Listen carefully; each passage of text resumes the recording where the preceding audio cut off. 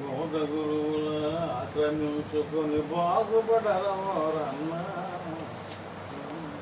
చెప్పండి, ముందు ఆ పద్యం చెప్పండి. ఈశ్వరమ్మ గారు భగవంతుడి గురించి చెప్పు.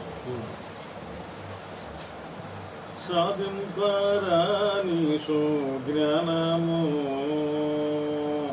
సిద్ధ సచ్చితానంద ప్రభావము మోదాము చే గురు బోధాతుడై మాత వేదాము నొంది దుర్వాదాము ఛాయ సాధకంబు వహించి త్రిబుద్ధ ప్రసాద ధన్యుండకు సుపూర్ణ సాధకంబు వహించి త్రిబుద్ధ ప్రసాద ధన్యుండకు సుపూర్ణ సమాధి నిద్రను చెంది తన్మగ్నుడే చిన్మయుడుగా నువ్వే దేవుడు అన్నది.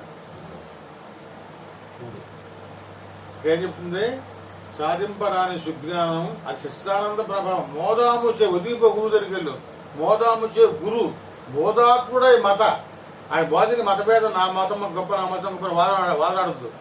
బోధాత్ముడే మత భేదము నందు దుర్వాదము చేయక సాధకంబు వహించి త్రిబుద్ధ ప్రసాద ధన్యుండకు సుపూర్ణ చక్కెర పొంగలి కట్ట పొంగలి కాదు, విడా పింగళ సుషుమ్మ త్రిబుద్ధ ప్రసాద ధన్యుండకు సుపూర్ణ సమాధి నిర్ధను చెంది తన్మగ్నుడే చిన్మయుడుగా సాధింపరాని సుజ్ఞానం.